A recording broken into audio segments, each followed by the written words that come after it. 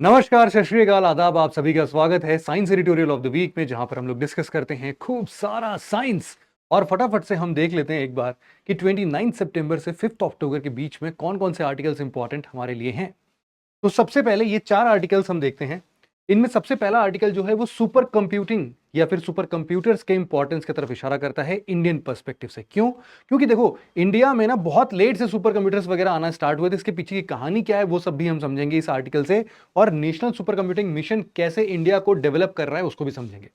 दूसरा important article हमारा dark matter से रिलेटेड है। आप सबको पता है कि हमारा जो ब्रह्मांड, जो की चीजें दिखती हैं, मतलब कि जो हमारे तारे, सितारे, प्लैनेट्स, गैलेक्सीज, ब्रह्मांड जो भी हम देख पाते हैं ना, वो मुश्किल से इस पूरे ब्रह्मांड का 5% हिस्सा भी नहीं है। बाकी 95% का एक मेजर चंक जो है वो डार्क मैटर है। लेकिन साइंटिस्ट देश भर से, दुनिया भर के साइंटिस्ट अलग अलग जगहों पर रिसर्च किए पड़े हैं कि डार्क मैटर कहां है, मिल ही नहीं रहा है। क्या है इसके पीछे की एनॉमली, उसको एक बार समझने की कोशिश करेंगे। तीसरा आर्टिकल जो है हमारा, वो एक ऐसा हम लोग को प्लैनेट मिला है जो कि एक ड्वार्फ या फिर व्हाइट ड्वार्फ का चक्कर अक्कर लगा रहा है। समझ में आ रहा है कि हाँ, पृथ्वी जो है भविष्य में कभी बिल्कुल सेम टू सेम ऐसे ही पोजीशन पर होगी। तो हम यूं बोल रहे हैं कि भाई साहब, पृथ्वी का अंत कैसा दिखेगा वो हम लोग को ग्लिम्स मिल गया है।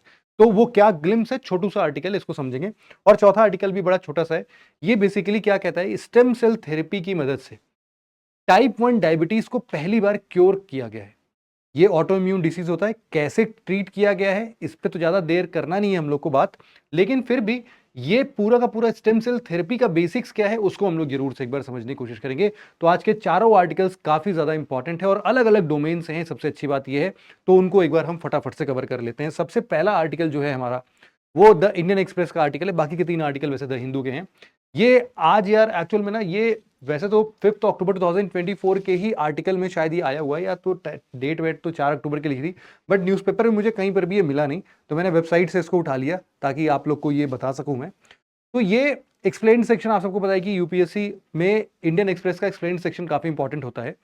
इसमें पहली बार ये बोला जा रहा है कि significance of India's missions to develop super computers.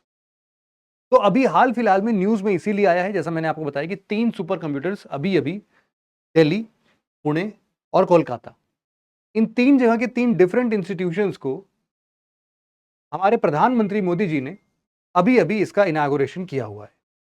तो वहां से एक एक बात हम लोग को यह समझनी है कि पहले तो ये 3 सुपर कंप्यूटर्स किस किस फील्ड में जा रहे हैं। तो देखो, ये physics and cosmology to earth science, इस इन सब फील्ड्स में ये रिसर्च करेंगे। बट इन सबसे बड़ा जो हमारे मन में एक प्रश्न हमेशा से बनता है, ये बताइए पहले सर कि इस पूरे आर्टिकल में जो भी चीजें लिखी हैं उसमें ये क्या है, सुपर कंप्यूटर बेसिकली होता क्या है, यही नहीं पता है। तो सुपर कंप्यूटर अगर बहुत बेसिक से समझे तो देखो, मेरे पास एक लैपटॉप है, आपके पास भी एक लैपटॉप या कंप्यूटर होगा, आपके आस पड़ोस में किसी दोस्त यार के पास भी होगा। तो अपन लोग क्या करते हैं, हम लोग अगर आपस में मिलकर एक सुपर कंप्यूटर बनाने की कोशिश करें तो हम लोग क्या करेंगे कि भाई एक काम करते हैं, दिल्ली में मैंने एक बड़ा सा, खूब बड़ा सा एक हॉल बुक करा दिया है। जैसे शादियों के हॉल होते हैं ना बड़े बड़े, वैसे ही बड़ा सा एक हॉल बुक करा दिया है। और आप सब लोगों से मैं रिक्वेस्ट करूं कि भाई साहब अपना लैपटॉप, कंप्यूटर, ये जो भी चीजें हैं ना, वो एक बार प्लीज उठा के इस हॉल के अंदर में आ जाओ सब लोग। अगर मान लो ऐसे ही आप लोगों में से 4-5 हजार लोग अपना सिस्टम लेके आ गए। अब सबके पास, किसी के पास, हमें पता है भाई साहब, किसी की हम लोग देखते हैं आजकल 100 GB उसकी मेमोरी है, या फिर जो प्रोसेसर है वो 2 GB, या फिर कैसे भी हम लोग रैम, जो प्रोसेसर्स वगैरह देखते हैं वो कितना है, उसके बेसिस पर हम क्या करें कि उन सभी सिस्टम्स को एक साथ एक ही जगह पर जोड़ दें। अरे जैसे वो बैटरी नहीं कनेक्ट करते हैं जो अपना, अरे 5 जो अपने घड़ी में बैटरी लगती है यार, ये वॉल क्लॉक में, उसके पीछे पीछे पीछे पीछे सब कंबाइन करके एक बड़ा सा बैटरी नहीं बना देते हैं, समझ लो सेम टू सेम। वैसे ही सारे कंप्यूटर्स को जोड़ जोड़ के वायर के थ्रू एक बड़ा सा हम लोग सिस्टम बना देंगे, और उसका डिस्प्ले जो होगा वो हम किसी एक पर्टिकुलर स्क्रीन पर डाल देते हैं। तो जो सारे के सारे प्रोसेसर्स मिलके अब परफॉर्म करेंगे भाई साहब, वो कंप्यूटर नहीं, कंप्यूटर का बाप होगा, और उसको हम लोग कहेंगे सुपर कंप्यूटर। तो आम बोलचाल की भाषा में जब भी सुपर कंप्यूटर ना समझ में आए तो ऐसे ही इमेजिन करके सुपर कंप्यूटर को समझने की कोशिश करना। सुपर कंप्यूटर एक प्रकार का बड़ा सा कंप्यूटिंग सिस्टम होता है और कुछ नहीं है, जो कि स्पेसिफिकली डेटा ओरिएंटेड काम करता है। मतलब कि अगर आप उसको एक स्पेसिफिक डेटा का एक बहुत बड़ा चंक देंगे तो वो उसको बहुत इजीली प्रोसेस कर सकता है, बहुत ही कॉम्प्लेक्स टास्क को सॉल्व करके दे सकता है। एट द सेम टाइम जो भी टाइम कंज्यूमिंग प्रोसेस होते हैं उनको बहुत ही स्पीडी तौर पर ये कर देता है, बहुत जल्दी कर देता है। तो नॉर्मल तौर पर अगर मैं आपको ये दिखाऊं, ये देखो, ये आपका सुपर कंप्यूटर है भाई साहब। ये इस टाइम पर वर्ल्ड का सबसे फास्टेस्ट सुपर कंप्यूटर आप देख रहे हो अपने सामने। क्या नाम है इसका? फ्रंटियर। किसके पास है? यूएसए के पास है। तो ये जो फ्रंटियर सुपर कंप्यूटर आप देख रहे हो कि ये सारे समझ लो ना एक एक सीपीयू हैं आपके कंप्यूटर सिस्टम के। इन सभी के सीपीयू को एक के बाद एक तार से जोड़ दिया गया, और इन तारों को जोड़ने के बाद इसको एक बड़े से हॉल में रख के एक बकायदा कहीं ना कहीं डिस्प्ले उस्प्ले दे दिया होगा। तो मतलब क्या है कि सुपर कंप्यूटर और कुछ नहीं है बल्कि कंप्यूटर्स का एक बहुत बड़ा सा, आप बोल सकते हो, एग्लोमरेशन है, या फिर एक, इन सबको जोड़ दो बस इतना ही। और इन सबके ठंडे वंडे होने के लिए थोड़ा कूलिंग सिस्टम वगैरह चलाना पड़ेगा भाई साहब। हम लोग के सीपीयू में तो फैन वैन लगा होता है, वो तो छुटकू सा, उससे कोई काम नहीं चलेगा। यहाँ का टेम्परेचर काफी ज्यादा हो सकता है, तो उसके हिसाब से काम करना पड़ेगा। यहां पर अब जरा वापस आते हैं और देखते हैं कि यार सुपर कंप्यूटर की इस दुनिया में कितनी स्पीड तक हम लोग पहुंच चुके हैं। तो उस पूरे ब्रह्मांड में हम तो अपने को ही जानते हैं यार, अर्थ पर जो लोग रहते हैं, तो अर्थ पर जितने भी कंट्रीज हैं उन सभी कंट्रीज में अगर कंपैरिजन किया जाए, सबसे फास्टेस्ट सुपर कंप्यूटर जो है वो ये तीन है, फ्रंटियर, ऑरोरा और ईगल। एक्चुअल में ना हर साल टॉप 500 सुपर कंप्यूटर्स की लिस्ट निकाली जाती है। उसके पीछे एक टॉप 500 लिस्ट के नाम से पूरा लिस्ट आता है अपने पास में, और उस लिस्ट में जो टॉप 3 हैं वो है आपके फ्रंटियर, ऑरोरा और ईगल। ये तीनों के तीनों भाई साहब यूएसए के हैं। एक्चुअल में हो क्या रहा है कि ये इस बार का जो लिस्ट आया है ये आया था बेटा जून 2024 में। तो ये जून 2024 का डेटा मैं आपको बता रहा हूं, सबसे लेटेस्ट डेटा यही है। आर्टिकल में इतना डिटेल में नहीं दिया है, बट हाँ हम उसको थोड़ा यूपीएससी पर्सपेक्टिव समझने की कोशिश करेंगे। फिर इसके बेसिस पर अगर आप इनके स्पीड्स को देखो तो यहां पर 1206 पेटाफ्लॉप्स, 1012 पेटाफ्लॉप्स, 561 पेटाफ्लॉप्स। ये जो पेटाफ्लॉप्स हैं, पेटा का मतलब तो आप लोग समझते हो, पेटा मतलब वही 10⁻15 वाला पेटा हो गया। टेरा फ्लॉप्स 10⁻12 वाला हो गया। एक्सा फ्लॉप्स 10⁻18 वाला हो गया। ये लेकिन फ्लॉप्स क्या है? ये एक्चुअल में है बेटा फ्लोटिंग ऑपरेशंस पर सेकेंड। इसको क्या लिख सकते हो आप लोग? इसको लिख सकते हो आप लोग फ्लोटिंग ऑपरेशंस पर सेकेंड। मतलब कि अगर हम लोग को सुपर कंप्यूटर की स्पीड मेजर करनी हो ना, तो हम लोग सुपर कंप्यूटर की स्पीड जो है वो फ्लोटिंग ऑपरेशंस पर सेकेंड से ही मेजर करेंगे, है ना। इसी को हम लोग फ्लॉप्स बोलते हैं, फ्लॉप्स। तो ये जो फ्लॉप्स है ये पेटा फ्लॉप्स के टर्म में हम लोग देख रहे हैं। 1206 ये सब यूएसए का है। इंडिया में कहां पर है यार? इस 500 के लिस्ट में सबसे पहला नंबर जो आता है इंडिया का, वो आता है 110वें पोजीशन पर। और 110वें पोजीशन पर इंडिया अपने सबसे फास्टेस्ट सुपर कंप्यूटर के साथ आता है जिसका नाम है ऐरावत। ऐरावत जो है वो अप्रोक्सीमेटली 8.5 पेटाफ्लॉप्स का है। अगर इनसे कंपेयर करोगे तो यार बहुत पीछे हैं अपन लोग। बट इंडिया का ये कहना है कि यार अपन लोग को जितनी जरूरत है उतना हम लोग ले रहे हैं, कोई दिक्कत नहीं है। टोटल ऐसे मिला जुला के ओवरऑल लगभग 27-28 सुपर कंप्यूटर अब अपने पास हो चुके हैं। यहां पर परम सिद्ध जो है, परम सिद्धि, ये अपना सेकंड सुपर फास्ट कंप्यूटर है, मतलब सुपर कंप्यूटर है। नेक्स्ट ये 185 प्लेस पर आता है। टोटल अगर मिला दिया जाए इस टॉप 500 की लिस्ट में ना, तो ऐसे 7 सुपर कंप्यूटर्स हैं जो कि इंडिया कंट्रीब्यूट करता है। लेकिन इसके अलावा अगर आपको थोड़ा सा और आइडिया दूं मैं कि इन पूरे जगहों पर बाकी कंट्रीज कैसा कर रहे हैं यार, बाकी कंट्रीज में आप देखोगे तो इंडिया वैसे सुपर कंप्यूटर्स के मामले में 21st पोजीशन पर आता है। सॉरी ये छिप गया है यहाँ पर, आयरलैंड के नीचे जो था वो इंडिया ही लिखा हुआ था, है ना। इसको यार बनाता हूँ इसी के लिए तो मैं लेके आया हूँ, इंडिया दिखाने के लिए, और यही नहीं दिख रहा है। ऊपर से थोड़ा काट के, अरे इसको छोटा कर देता हूँ, क्या है। हाँ अब देख लो आप लोग, इंडिया जो है वो 21st पोजीशन पर है भाई। लेकिन यूएस का देखो ना तो 171 सुपर कंप्यूटर बिल्ड है। चाइना देख रहे हो वो 80, जर्मनी के 40। लेकिन ये सब जो नंबर्स है ना, ये इसके बेसिस पर भी रिप्रेजेंट करता है कि कौन सी कंट्री कितने सुपर कंप्यूटर्स को इस लिस्ट में इनरोल करने के लिए देते हैं। तो जैसे चाइना जो अभी है ना, पहले तो वो काफी अच्छे टॉप लिस्ट में, टॉप 10 की लिस्ट में हमेशा रहता था, लेकिन पिछले कुछ सालों से चाइना अपने एक भी सुपर कंप्यूटर को इस लिस्ट में शामिल होने के लिए नहीं दे रहा है। तो जितने भी उसके एडवांस सुपर कंप्यूटर्स हैं वो अभी भी इस लिस्ट में शामिल नहीं है। तो चाइना के पास ऐसा बोला जाता है कि और भी ज्यादा हैं, बस वो इस लिस्ट में शामिल नहीं है। इंडिया के साथ भी यही है कि 4 ही दिख रहे हैं, लेकिन टोटल ओवरऑल देखा जाए तो 7 हैं ऐसे हमारे पास। ठीक है, इतनी बात हम लोग को समझ में आ गई। इसी से रिलेटेड एक हम लोगों ने सुपर कंप्यूटिंग मिशन बनाया, नेशनल सुपर कंप्यूटिंग मिशन। ये जो एनएसएम है, national super computing mission, basically ये 2015 में लॉन्च किया गया था, और 2015 के बाद से इसका बेसिक एम यही था कि हम लोग ना एक ग्रिड सिस्टम बनाना चाहते हैं, एक ग्रिड सिस्टम जिसमें कम से कम ऐसे 70 सुपर कंप्यूटर्स का एक पूरा नेटवर्क बने, एक पूरा ग्रिड बने, जिससे कि हम लोग काफी सही तरीके से अपने सारे के सारे रिक्वायर्ड ऑपरेशंस परफॉर्म कर सके। अब आपके मन में आ रहा होगा कि सर ये रिक्वायर्ड ऑपरेशंस एक्चुअल में होते क्या हैं, मतलब किस प्रकार के ऑपरेशंस ये सुपर कंप्यूटर लोग करते हैं, उनके बारे में भी डिस्कस करते हैं। उससे पहले बस एक दो इंफॉर्मेशन एनएसएम के बारे में और बता देता हूं। जैसे कि नेशनल सुपर कंप्यूटर, बेसिकली इनको जब नेशनल सुपर कंप्यूटिंग मिशन के अंदर में हम लोग जब ये सारे के सारे सुपर कंप्यूटर्स बना रहे हैं, साथ ही साथ इनको national knowledge network NKN, NKN क्या है, ये एक प्रकार का नेशनल सुपर कंप्यूटिंग ग्रिड है, एक नेटवर्क है जिससे सारे के सारे सुपर कंप्यूटर आपस में इंटरकनेक्टेड है। इन सबको हम लोग आपस में इंटरकनेक्ट करके बनाने की कोशिश कर रहे हैं, ठीक है। और इसको क्या नाम दे रहे हैं, हम लोग दे रहे हैं नेशनल नॉलेज नेटवर्क, एनकेएन। ये तीन आपको याद करना है। अब इसके बाद आपको ये भी समझ में आना चाहिए कि आखिरकार ये नेशनल सुपर कंप्यूटिंग मिशन जो है वो किसके अंडर में आता है। तो देखो, इसको दो लोग साथ में स्पीयर हेड करते हैं। एक तो है अपना दोस्ती, मतलब department of science and technology, या फिर डीटी टीएसटी आप बोल सकते हैं, और एक है मीटी, ministry of information and IT, information electronics and information technology. इनके साथ जो इसको इंप्लीमेंट कर रहे हैं वो सबसे इंपॉर्टेंट बॉडी है एक सीडैक। सीडैक का नाम याद रखना भाई साहब, सुपर कंप्यूटर्स के मामले में सीडैक सबसे अच्छा, सबसे इंपॉर्टेंट काम कर रहा है। सबसे पहला सुपर कंप्यूटर कब बना था, ये आपको नीचे कमेंट सेक्शन में बताना है, कौन से ईयर में बना था। ये बनाया तो सीडैक नहीं था, लेकिन कौन से ईयर में बनाया था ये आपको परफॉर्मेंस इसकी बतानी है कि भाई साहब कब से हमारे पास सुपर कंप्यूटर है। Centre for development of advance computing इसका फुल फॉर्म है, और इसके साथ साथ आईआईसी बैंगलोर जो है वो भी इसके साथ में इसको इंप्लीमेंट कर रहा है। अब यहां पर देखो, बहुत सारे सुपर कंप्यूटर्स जो है ना, वो हम लोगों ने कई सारे अपने आईआईटीज वगैरह में रखे हैं। कई बार हम लोगों ने इसको सीडेक के पास में भी रखा है, कुछ दूसरे दूसरे इंस्टीट्यूशंस में रखा है, आईआईटी बीएचयू के अंदर भी एक सुपर कंप्यूटर है।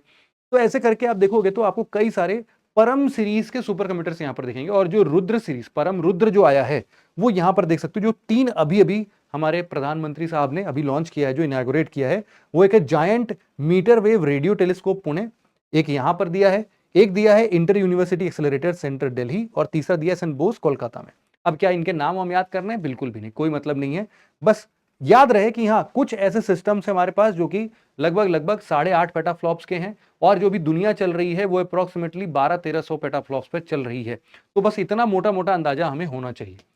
वापस आते हैं, और अब हम लोग देखते हैं कि आखिरकार ये, अच्छा यही है आपका परम रुद्र, है ना, ये परम रुद्र है जो कि अभी न्यूली लॉन्च किया गया है। यहां पर एचपीसी सिस्टम, एचपीसी सिस्टम देखो क्या होता है। एचपीसी सिस्टम होता है आपका हाई परफॉर्मेंस कंप्यूटिंग सिस्टम, है ना, हाई परफॉर्मेंस कंप्यूटिंग सिस्टम। इसके बाद यहां पर हम लोग ब्रॉडर एप्लीकेशंस देखते हैं जो कि नेशनल सुपर कंप्यूटिंग मिशन के अंदर में दिया गया है। ऐसे कई सारे ऑप्शंस एक्चुअल में हम लोगों ने सुपर कंप्यूटर्स के लिए बिठा के रखे हैं भाई साहब। जितने भी कॉम्प्लेक्स से कॉम्प्लेक्स प्रॉब्लम्स होते हैं, जैसे कि क्लाइमेटोलॉजी के अंदर में वेदर फोरकास्ट करना, तो डेटा वगैरह को तो देखो हमारे सैटेलाइट्स, इनसैट और बाकी चीजें जो है ना, ये लोग काफी हद तक सिमुलेट करते हैं। लेकिन at the same time in सबके साथ साथ ना, ये अपना ये जो सैटेलाइट्स वगैरह है ना, सैटेलाइट के साथ ये सुपर कंप्यूटर लगते हैं, और फिर जाके इन डेटास को एक साथ क्लब करके वो लोग आउटपुट देते हैं, वो फोरकास्ट करते हैं।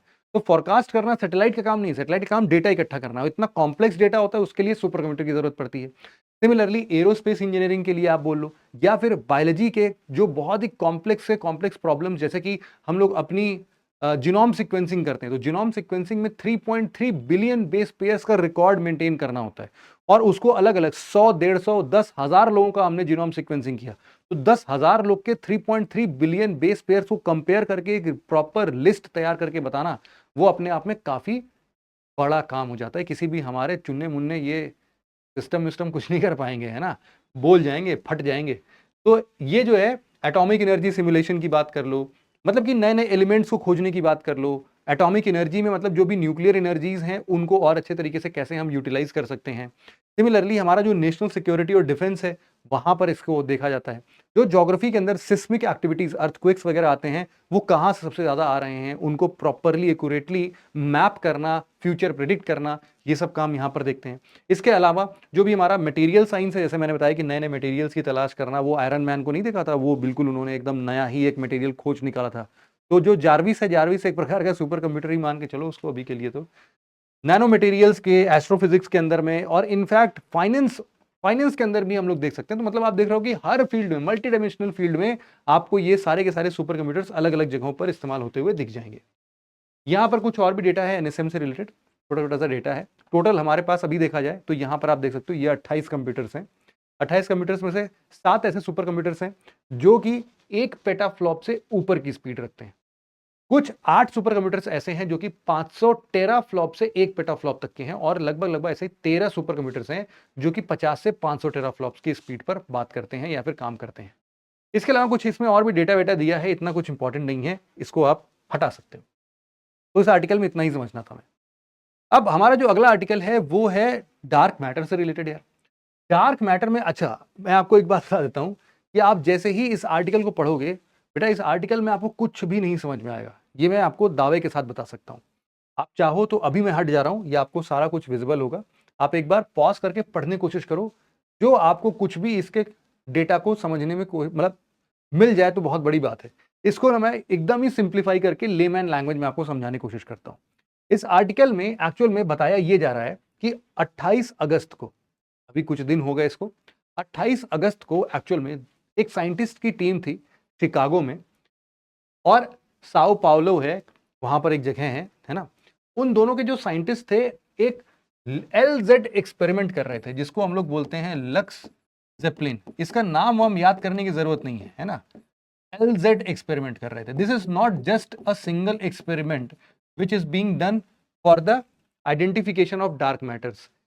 ऐसे बहुत सारे एक्सपेरिमेंट्स अलग अलग जगहों पर किए जा रहे हैं ना। चाइना के अंदर में देखोगे, और यूरोपियन कंट्रीज के अंदर में आप देखोगे, इटली के अंदर में देखोगे, ऐसे कई सारे आपको अलग अलग एक्सपेरिमेंट्स दिख जाएंगे जिसका मकसद क्या है, डार्क मैटर को खोज के लेके आना, पकड़ के लेके आना। लेकिन एक्चुअल में देखा जाए ना तो डार्क मैटर या डार्क एनर्जी या फिर जो हमारे विजिबल मैटर्स हैं, इन सब के बीच में आपको एक रिलेशन एज ए बेसिक पता होना चाहिए। उसको सबसे पहले देख लेते हैं।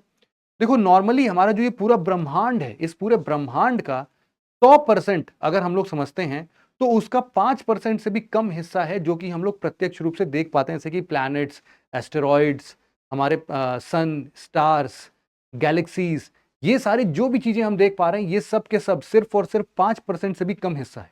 तो बाकी क्या है यार, इनमें से सबसे एक मेजर चंक मिलता है 68.3% जो है, ये है हमारे लिए डार्क एनर्जी। Dark energy. और सिमिलरली हमारे लिए अप्रोक्सीमेटली 26.8% है डार्क मैटर। अच्छा, अब इसका नाम डार्क मैटर क्यों पड़ा है मैं आपको बता देता हूं। डार्क इसलिए क्योंकि ये कभी भी किसी भी लाइट के साथ में इंटरैक्ट नहीं करता है, और मैटर इसलिए क्योंकि ग्रेविटी के साथ थोड़ा मोड़ा इंटरैक्ट कर सकता है। अभी तक जितने भी साइंटिस्ट इस बात पर अपने रिजल्ट तक पहुंचे थे, जैसे कि ये एक प्रकार का इसके पहले का जो एक्सपेरिमेंट था, या फिर जो भी ऐसे छोटे मोटे दूसरे दूसरे जैसे कि गुडमैन्स एंड रिटन विटन्स एक्सपेरिमेंट था जिसको हम लोग GW एक्सपेरिमेंट बोल रहे थे। तो अभी तक का GW एक्सपेरिमेंट कुछ साल पहले आया था, ये GW एक्सपेरिमेंट जो है ये सबसे ऑथेंटिक माना जाता था डार्क मैटर की तलाश के लिए। लेकिन अब जो LZ एक्सपेरिमेंट का रिजल्ट आया है, साइंटिस्ट लोगों ने एक मीटिंग बुलाई थी, उसमें लोगों को बताया, निराशाजनक बात है कि ये लोग भी डार्क मैटर खोज नहीं पाए। बस इन्होंने अब एक बात को ये तय कर दिया है कि देखो, जो हमारे GW एक्सपेरिमेंट से ये बात पता चली थी कि जो डार्क मैटर है ना वो बहुत बहुत बहुत ही छोटा है, बहुत ही छोटा है। कितना छोटा है, तो इन्होंने एक पॉसिबिलिटी बताई थी कि इसका अगर क्रॉस सेक्शन एरिया हम लोग मेजर करेंगे तो ये अप्रोक्सीमेटली 10⁻⁻38 मीटर का होगा, है ना। इसका क्रॉस सेक्शनल एरिया मतलब कि जो हमारा डार्क मैटर होगा वो कहीं इतना छोटा होगा। समझ रहे हो, ये बात बहुत बहुत ही दिक्कत की है, इतना छोटा मटेरियल कैसे पाएंगे हम लोग।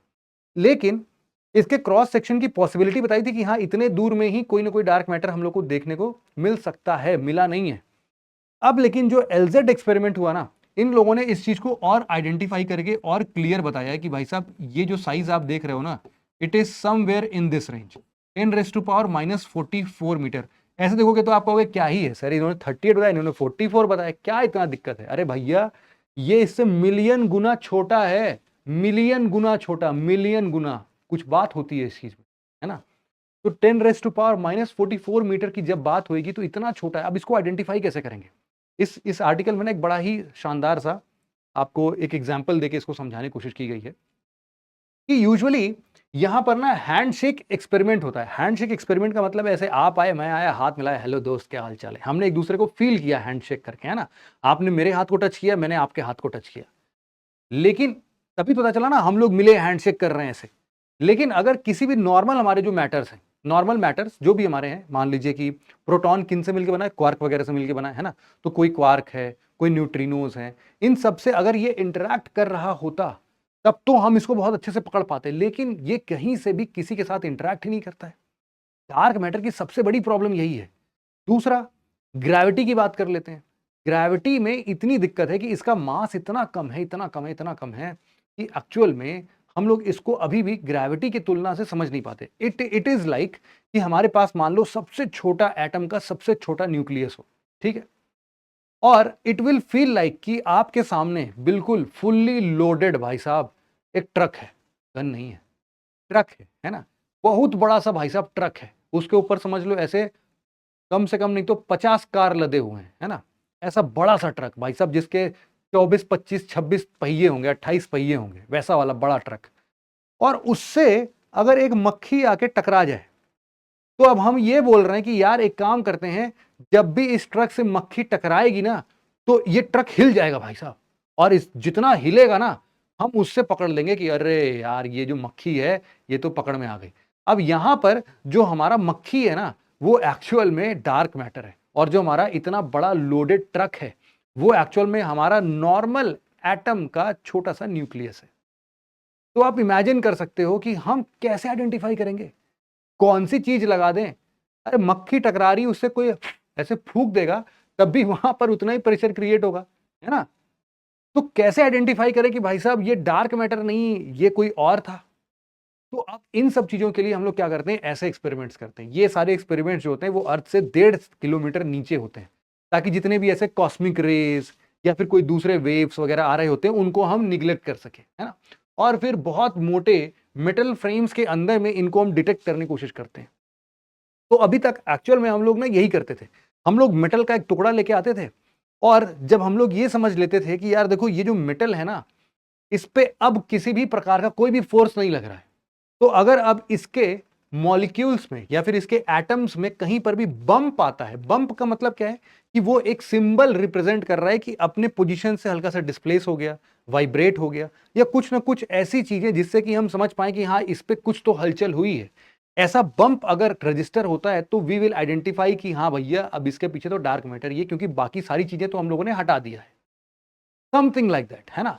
तो अब इस एक्सपेरिमेंट को कर करके लोग थक चुके हैं, इससे कुछ नहीं निकल रहा है। इसके अगेंस्ट में कुछ लोगों ने कहा कि यार देखो मेटल्स जो हैं, मेटल्स का ना यूज करके हम लोग ना कुछ लिक्विड का यूज करते हैं। तो कुछ लोगों ने क्या किया, लिक्विड जेनॉन का इस्तेमाल करना शुरू कर दिया। लिक्विड जेनॉन का बहुत बड़ा हिस्सा है ना, टन्स ऑफ जेनन ले लिया। अब उस टन्स ऑफ जेनन को अब जब ये लोग वहां पर देखते हैं ना, एक्चुअल में क्या होता है कि ये इतना छोटा है कि इसकी स्पीड इतनी तेज है कि अगर आप इसको रोकना चाहोगे तो आपको कम से कम 100 बिलियन किलोमीटर लंबा एक रॉक चाहिए होगा, और उसके अंदर से जब भी ये डार्क मैटर पार होगा तब जाके बिल्कुल अंत में ये जाके रुक जाएगा। यहां पर उसको पकड़ सकते हो। अब आप समझ लो, क्या कभी 100 बिलियन किलोमीटर लंबा रॉक का टुकड़ा ले पाओगे? कभी नहीं ले पाओगे।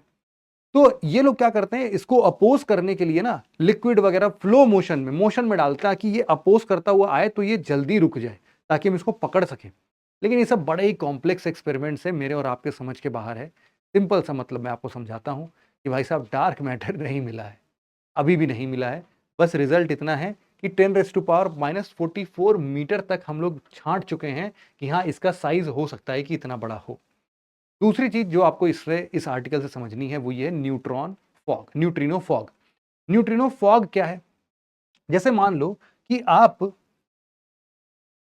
एक ठंड के मौसम में जो हमारा कोहरा जो फॉग होता है, उस फॉगी कंडीशन में अगर आप कुछ भी बहुत घना कोहरा है तो उसके आर पार देखना बहुत मुश्किल हो जाता है।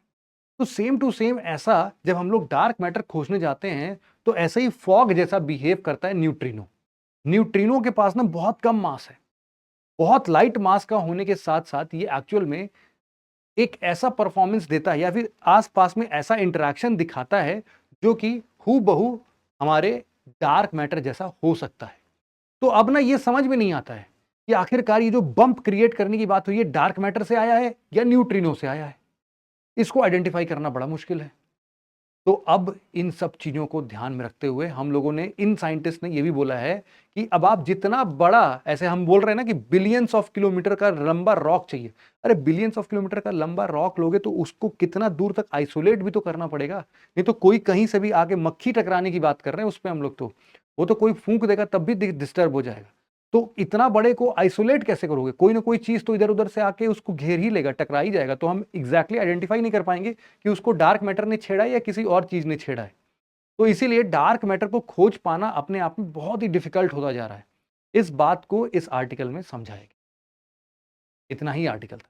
अब इस आर्टिकल को अब आप जैसे भी पढ़ोगे आपको काफी हद तक समझ में आ जाएगा, है ना? और यहां से कुछ बेसिक इंफॉर्मेशन जरूर से ले लेना।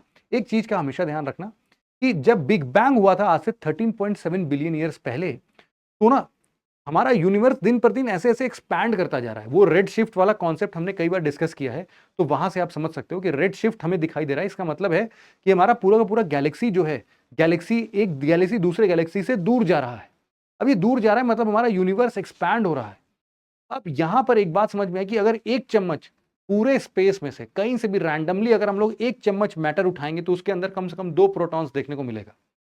तो हम लोग ये बोल रहे हैं 2 प्रोटॉन्स के आसपास की चीजें जो हैं वही कहीं ना कहीं डार्क मैटर की तरफ भी इशारा कर रही है, लेकिन वो डार्क मैटर तो मिल नहीं रहा है।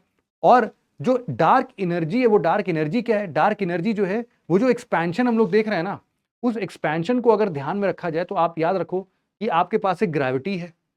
हम बोल रहे हैं कि यार ग्रेविटी हर चीज को आपस में अट्रैक्ट करती है ना? जब इतना मासिव हम लोग को ब्लैक होल, हम लोग का बड़े बड़े स्टार्स, ये सब एक दूसरे को खींच नहीं पा रहे हैं, तब भी उसको अपोज करते हुए सारी की सारी गैलेक्सीज एक दूसरे से दूर चली जा रही, मतलब there must be some energy which is repelling them, जो इनको दूर दूर लेके जा रहा है ना? तो वो ही एनर्जी को हम लोग डार्क एनर्जी बोलते हैं। ठीक है, तो ये पूरा आर्टिकल हम लोगों ने डिस्कस कर लिया। अगला आर्टिकल जो है हमारा, वो बड़ा ही छोटा सा आर्टिकल है, एक फ्रिजिड प्लैनेट जो कि अर्थ के भविष्य को समझाता है। तो अभी हमसे लगभग लगभग हम बात कर सकते हैं, ये 4200 लाइट ईयर्स दूर पर एक व्हाइट ड्वार्फ दिखा है हमारे सोलर सिस्टम से। हमारे सोलर सिस्टम से 4200 लाइट ईयर दूर पर ये ड्वार्फ, व्हाइट ड्वार्फ देख रहे हो आप लोग। हम लोगों ने स्टेलर साइकिल में हमेशा ये देखा था कि देखो जब भी हमारा स्टार कभी डेथ होती है तो वो जो स्टार है वो अगर छोटा है तो वो व्हाइट ड्वार्फ में बदल जाता है ना? और हम लोगों ने ये भी समझा था कि जो हमारा वाला सन है, मतलब हमारा जो सूरज है, वो भी आगे चल के ये ऐसा ही व्हाइट ड्वार्फ में बदल जाएगा। लेकिन कब होगा? हमारा सन जो है, अब इसी के प्रोसेस में एक ऐसा भी मौका आएगा कि जब हमारा जो सन है वो धीरे धीरे क्या होगा भाई साहब, बड़ा हो होके रेड जायंट बन जाएगा। ये हम लोगों ने पढ़ा था कि नहीं पढ़ा था, है ना? आप लोग को याद होगा कि ये क्या बन जाएगा, रेड जायंट बन जाएगा। तो एक चीज अभी तक नहीं समझ में आ रही थी कि मान लो ये हमारा सन है और ये हमारा अर्थ है, इनके बीच में लगभग लगभग 150 मिलियन किलोमीटर का डिस्टेंस है ना? 150 मिलियन किलोमीटर का डिस्टेंस है। जब ये बड़ा होने लगेगा ना सन, जब रेड जायंट बनने लगेगा, तो ऐसा कई बार बोला जा रहा था कि ये इतना बड़ा हो जाएगा कि हमारा अर्थ को भी ये पूरा का पूरा इनगल्फ कर लेगा। इतना बड़ा बन जाएगा जब ये रेड जायंट बनेगा। और रेड जायंट कब बनेगा? लगभग लगभग आज से 7 बिलियन सालों के बाद बनेगा। 7 बिलियन सालों के बाद। और 7 बिलियन सालों के बाद अगला 1 बिलियन साल इसको और लगेगा, जब ये कन्वर्ट हो जाएगा किसमें? एक व्हाइट ड्वार्फ में कन्वर्ट हो जाएगा। ये व्हाइट ड्वार्फ कुछ नहीं तो बस इतना ही बड़ा होगा, है ना? जितना बड़ा अगर ये सन है तो व्हाइट ड्वार्फ कुछ ऐसा ही दिखेगा, इतना ही लगभग लगभग कंपैरिजन आप देख सकते हो। तो अब जब ये व्हाइट ड्वार्फ होगा तो इसका जो मास होगा वो इस सन से तो कम होगा। तो इस एक्सपेरिमेंट के तौर पर जो ये 4200 किलोमीटर दूर का हमारा एक लाइट, मतलब 4200 लाइट ईयर हमारे दूर का ये जो व्हाइट ड्वार्फ मिला है, इसका चक्कर लगाता हुआ एक ऐसा ही गोल्डी लॉक जोन, जिसको हम लोग हैबिटेबल जोन बोला करते हैं, वहां पर एक ऐसा प्लैनेट मिला है, एक ऐसा प्लैनेट मिला है जो कि अर्थ लाइक है। अर्थ लाइक है। अर्थ लाइक का मतलब क्या है? कि it is Rocky in nature. अच्छा, अभी तक का हम लोग जितने भी बार व्हाइट ड्वार्फ को एनकाउंटर करते थे, वहां पर एक चीज बड़ी कॉमन मिलती थी कि सिर्फ और सिर्फ हमारे बड़े प्लैनेट, जैसे कि मान लो हमारा जब सन है, हमारा जो सन है, और उससे अगर सोलर सिस्टम की हम लोग बात करते हैं, ये सन है, और सन के बाद अगर आप देखोगे तो हमारे जो दूसरे दूसरे प्लैनेट्स हैं, वो जैसे मरकरी, वीनस, हमारा अर्थ, ये फिर मार्स, फिर जुपिटर, है ना? जुपिटर काफी बड़ा है, फिर सैटर्न, फिर यूरेनस और नेपच्यून। तो ये जो बड़े बड़े प्लैनेट्स हैं जिनको हम लोग गैसियस प्लैनेट्स बोलते हैं, गैसियस प्लैनेट्स या फिर एक्स्ट्रा टेरेस्ट्रियल प्लैनेट्स बोलते हैं, सिर्फ यही एग्जिस्ट करते थे। ऐसा बोला जाता है, ऐसा माना जाता है कि ये ना हर जगह मिलेगा आपको कि ये रॉकी रहेंगे और ये गैसियस रहेंगे, ऐसे ही मिलेगा आपको हर बार, हर सोलर सिस्टम में ऐसा ही मिलता है लगभग लगभग। तो जब ये सन सुपर जायंट बनता है ना, या फिर रेड जायंट जब भी बनता है, तो ये ना इतने प्लैनेट्स को इनगल्फ कर लेता है, हमेशा इनगल्फ कर लेता है। तो जब भी ये व्हाइट ड्वार्फ में कभी भविष्य में बदलेगा, भविष्य में क्या होगा, कभी भी ये छोटा सा व्हाइट ड्वार्फ बनेगा, तो इस केस में सिर्फ और सिर्फ ये जो गैसियस प्लैनेट्स है ना, यही विजिबल हो पाते हैं व्हाइट ड्वार्फ के सामने। लेकिन ये ऐसा पहली बार हो रहा है जब व्हाइट ड्वार्फ के सामने हम लोग को एक रॉकी प्लैनेट, अर्थ के लाइक, अर्थ के जैसा प्लैनेट दिख रहा है, जो कि इस व्हाइट ड्वार्फ के एक्चुअल साइज में, जब भी ये सन कभी रहा होगा, उसके ये गोल्डी लॉक जोन में आता है ना। गोल्डी लॉक जोन किसको बोलते हैं? वो जोन जो कि सन से न ज्यादा बहुत दूर होता है, न ज्यादा बहुत पास होता है, एक हैबिटेबल जोन होता है जहां पर लाइफ के होने की संभावनाएं बन जाती हैं। तो ये उसी गोल्डीलॉक जोन में ये पाया जा रहा है। ये अर्थ से 1.9 टाइम्स बड़ा है। ठीक है, मोटा मोटा इस बात से हम लोग क्या समझ पा रहे हैं?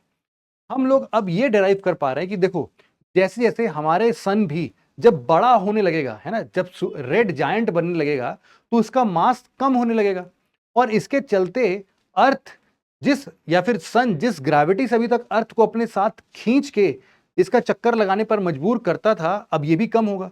तो भविष्य में क्या होगा कि हमारा अर्थ और सन के बीच का जो डिस्टेंस है वो भी बढ़ जाएगा। क्यों बढ़ रहा है? क्योंकि जो सन है उसका मास कम हो जा रहा है। मास कम मतलब कि ग्रेविटी कम, ग्रेविटी कम मतलब इसको बैलेंस करने के लिए ये इसको दूर जाना पड़ेगा। तो जब अर्थ और दूर चला जाएगा, तो इसका मतलब है कि हमारा अर्थ भी बच जाएगा, जब भी हमारा सन कभी 7 से 8 बिलियन साल बाद व्हाइट ड्वार्फ बदलेगा। लेकिन इन सबकी चिंता आपको इतने दूर तक करनी नहीं है, क्योंकि राइटर का यह भी मानना है कि आज से, अभी से लगभग लगभग 1 बिलियन साल के बाद, कितना भैया? 1 बिलियन, 1 बिलियन साल के बाद यहाँ का सारा पानी जो है वो वेपराइज हो चुका होगा। मतलब हम लोग कुछ ना कुछ वीनस टाइप बन चुके होंगे। तो अब हमारी जिंदगी इतनी है नहीं कि हम लोग 7 बिलियन साल, 8 बिलियन साल बाद की कुछ बात करें, है ना। तो इसलिए टेंशन नहीं लेना, 1 बिलियन साल के अंदर ही अर्थ पर वैसे लाइफ एग्जिस्टेंस रहना बहुत मुश्किल होगा। तो इसके बियॉन्ड क्या करना है हम लोग को? वही, अब आगे चल के कुछ और दूसरा हैबिटेबल प्लैनेट वैनेट दिख जाएगा, वहां हम लोग शिफ्ट हो जाएंगे, यही होगा और क्या होगा, जैसे सारे मूवीज में दिखाता है अभी तक। तो यही दिखाता है ना। आई होप आपको ये वाला भी समझ में आया होगा। अगला आर्टिकल और आखिरी आर्टिकल जो है हमारा, वो स्टेम सेल से रिलेटेड है। स्टेम सेल्स ने टाइप 1 डायबिटीज को फिक्स करने की बात की है। अब ये टाइप 1 डायबिटीज क्या है यार? इस बात को जरा ध्यान से समझना। जब भी आपसे कोई भी पूछता है कि ये स्टेम सेल होता क्या है, स्टेम सेल क्या होता है, तो आप उसको सिंपल एक लाइन में उसको डिफाइन कर सकते हो, any cell which has the power to regenerate indefinitely। अब एग्जांपल देता हूं मैं आपको, जैसे कि हमारा स्किन का सेल जब तक, अभी ये मेरा लेक्चर खत्म होगा तब तक पता नहीं कितने लाखों मिलियंस ऑफ स्किन सेल्स आपके झड़ गए होंगे, निकल गए होंगे, गिर गए होंगे और नए सेल्स बन चुके होंगे। तो हमारा रीजनरेट हुआ ना ये, एक तरीके से यही तो रीजनरेशन है। तो ऐसे ही हमारे पूरे शरीर के जो ट्रिलियंस ऑफ सेल्स है ना, ये रीजनरेट होते रहते हैं। सबका अलग अलग टाइम है। जैसे कि हम लोग रेड ब्लड सेल्स देखते हैं कि वो 120 दिन के अंदर अंदर भाई साहब अपने फॉर्मेशन से डेथ की तरफ चला जाता है, मतलब उसकी जिंदगी जो है 120 दिन की है। ऐसे ही बाकी सेल्स की भी जिंदगी जो है वो अलग अलग होती है। लेकिन ऐसे कुछ सेल्स हैं जो कि आपस में रीजनरेट करते हैं। रीजनरेट मतलब कि एक बड़ा सा सेल जो भी था, वो जब रीजनरेट करता है, इसका मतलब है कि वो अपने आप को एक डॉटर सेल में और एक अपने क्लोन के तौर पर तोड़ देता है। भविष्य में क्या होगा? ये सेल मर जाएगा, ये डॉटर सेल फिर धीरे धीरे बड़ा हो जाएगा। अब ये जब बड़ा होगा, ये वापस से रीजनरेट करेगा, किसमें? एक बड़े से सेल में और एक डॉटर सेल में।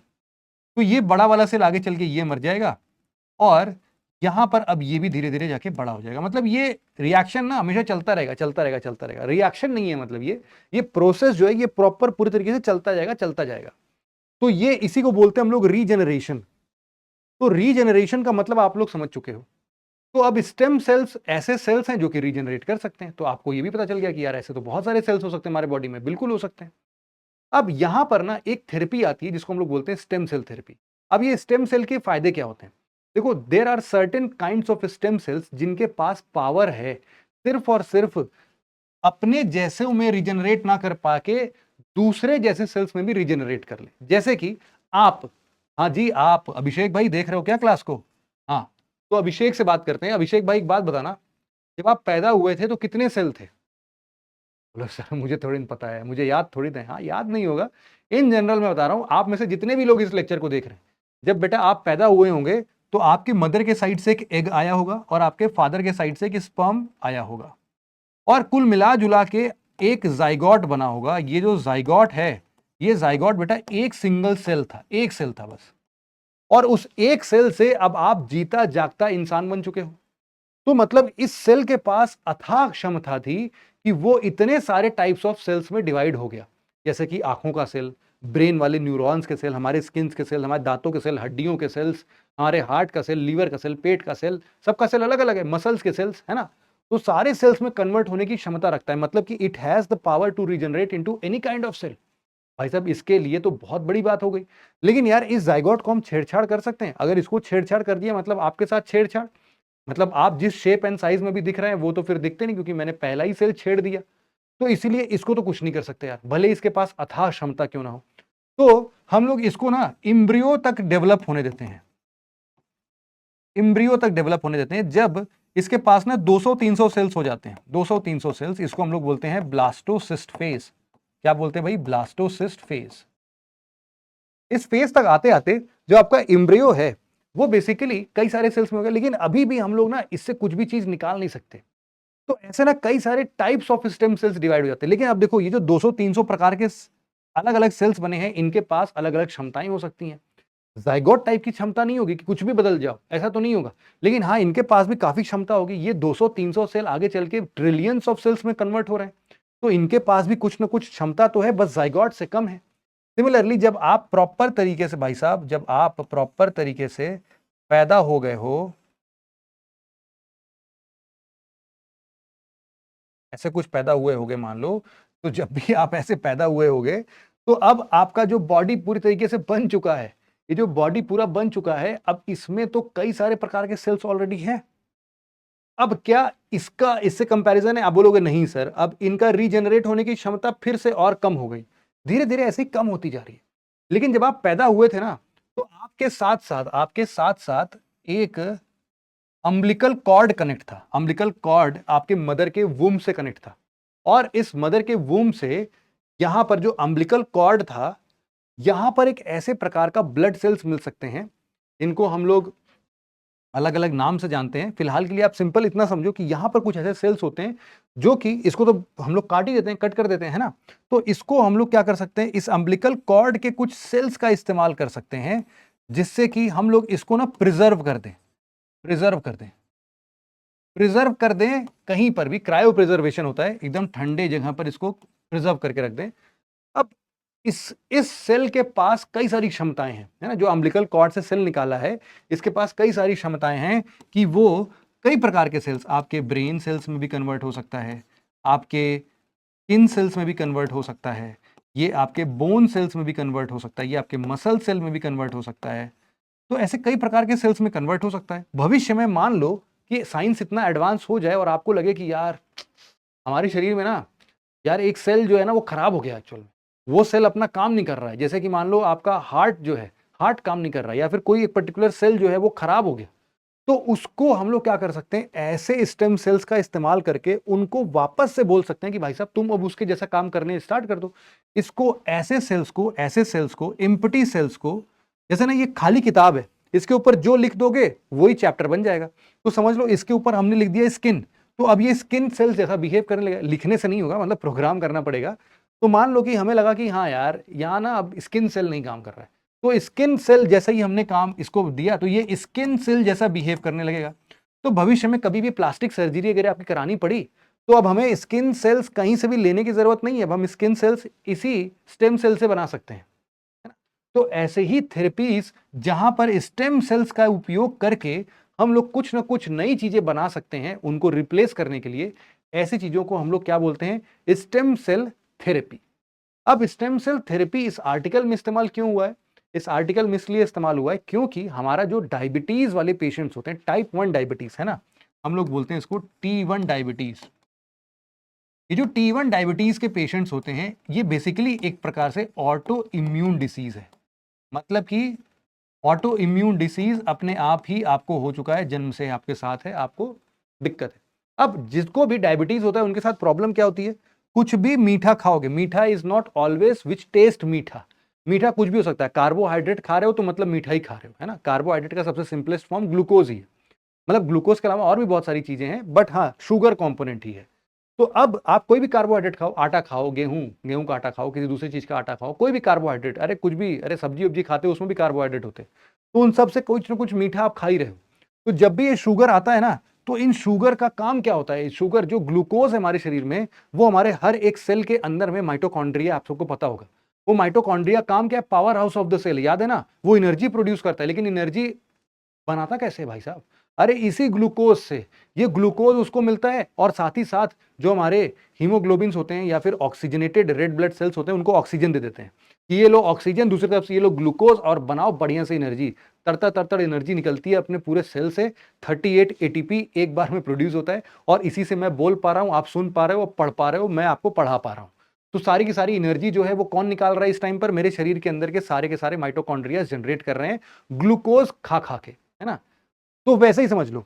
तो अब ये जो टाइप 1 डायबिटीज के जो पेशेंट्स होते हैं, उनके साथ दिक्कत क्या होती है कि जब भी उन लोग का शुगर कंटेंट बॉडी में बढ़ता है ना, तो हमारे नॉर्मल लोगों के जैसे मेरे और आप जिनको डायबिटीज नहीं है, तो हमारे पैनक्रियाज में ना एक बीटा सेल होता है, बीटा सेल। ये बीटा सेल एक्चुअल में इंसुलिन प्रोड्यूस करती है। ये इंसुलिन का काम क्या होता है? इंसुलिन का काम होता है धक्का देना। जितने भी ग्लूकोज हमने कंज्यूम किए हैं, जैसे ही खाया तुरंत ही इंसुलिन एक्टिव हुआ, बीटा सेल ने इंसुलिन प्रोड्यूस किया, और इंसुलिन ने धक्का दे दे के उनको सेल्स के अंदर भेजना चालू कर दिया कि जाओ तुम भी एनर्जी बनाओ, तुम भी एनर्जी बनाओ, तुम भी एनर्जी बनाओ, ऐसे एनर्जी बनाओ। तो इंसुलिन अगर नहीं है तो उनको धक्का देके एनर्जी कौन बनवाएगा? एनर्जी तो बनेगी नहीं। मतलब जो ग्लूकोज खाया है वो वैसे ही निकल जाएगा, कोई फायदा नहीं हो रहा है। तो इसीलिए उनको डायबिटिक पेशेंट्स बोलते हैं, है ना। और उनका शुगर लेवल मैनेज नहीं हो पाता। इंसुलिन हम लोग का शुगर लेवल कंट्रोल कर लेता है ना, एनर्जी प्रोड्यूस करा के, उसको सेव कहीं और लीवर में सेव करा देता है।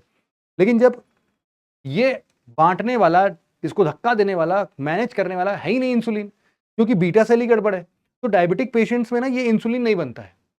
मतलब प्रॉब्लम किस में है? बीटा सेल्स में है, और बीटा सेल्स में जन्मजात प्रॉब्लम है। अब आप कुछ कर भी नहीं सकते। लेकिन याद रखो, हमारे पास है स्टेम सेल्स। अगर हमने उस स्टेम सेल से ठीक ठाक अच्छा वाला बीटा सेल बना दिया, और हमने अपने शरीर का सारा बीटा सेल रिप्लेस कर दिया स्टेम सेल थेरेपी की मदद से, तो अब क्या होगा? हमारा बीटा सेल एक्टिव हो जाएगा। अब जब भी हम लोग शुगर कंज्यूम करेंगे, तुरंत तुरंत इंसुलिन प्रोड्यूस होने लगेगा, तो टाइप 1 डायबिटीज क्योर हो जाएगा। और इसी चीज को हम लोग देख रहे हैं इस आर्टिकल के अंदर में। Stem cells fix T1 diabetes. इसका मतलब यही है कि उन्होंने स्टेम सेल थेरेपी की मदद से टाइप 1 डायबिटीज को फिक्स कर दिया। ऐसा पहली बार चाइना वालों ने किया है ना। थोड़ा आगे हैं यार, क्या ऐसे जला मत किया करो हर बात पे। लेकिन हाँ, आगे हैं, काफी आगे हैं साइंस के फील्ड में हमसे वो। तो उन्होंने इसको ना एक समझ लो एक ब्रेक थ्रू दिया है, जिससे कि हम लोग को एक नया आयाम मिला है स्टेम सेल थेरेपी का, जिससे कि diabetic auto immune type 1 diabetes भी ट्रीट हो सकता है। नॉर्मली जो टाइप 2 डायबिटीज होते हैं उनके लिए तो यार हम लोग इंसुलिन का इंजेक्शन ले लेते हैं, खा पी लेते हैं, मतलब ऐसे बहुत सारी चीजें, दवा ववा खाते रहते हैं। डायबिटिक पेशेंट्स देखते ही आप लोग दवा खाते रहते हैं हमेशा, तो वो सबसे ट्रीट होता है। लेकिन अब ये एक बहुत ही नायाब तरीका है स्टेम सेल थेरेपी, इसीलिए आपको याद होना चाहिए। अब देखो, मैंने जानबूझ के कुछ नाम यहां पर कम लिए हैं। अब जाते जाते बस आपके दिमाग में ये बात डाल देता हूं, वैसे तो कई बार हम लोगों ने पढ़ा हुआ है इसको। जैसे ही इनकी अलग अलग पोटेंसी है कि ये कितने सेल्स में रीजनरेट हो सकते हैं। जाइगोट तो किसी में भी रीजनरेट हो सकता है। ये जो ब्लास्टोसिस्ट फेस का एम्ब्रियो है, ये तो कुछ चीजों में रीजनरेट हो सकता है।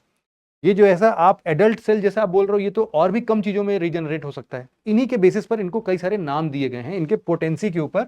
इसको आप लोग बोल सकते हो totipotent stem cell, totipotent stem cell.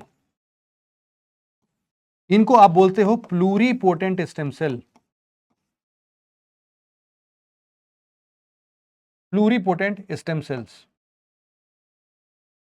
और ऐसे ही ये धीरे धीरे करते हुए आगे बढ़ जाता है। ये मल्टी पोटेंट स्टेम सेल्स होंगे जैसे, फिर इसके आगे ओलिगो पोटेंट स्टेम सेल्स भी आते हैं। तो ऐसे कई सारे स्टेम सेल्स आते हैं। It is upon their capacity to regenerate, कितने टाइप्स में रीजनरेट कर सकते हैं। तो आई होप ये वाला आर्टिकल भी आपको पूरी तरीके से समझ में आ गया होगा। तो आज के आर्टिकल को बस हम यहीं पर विराम देते हैं।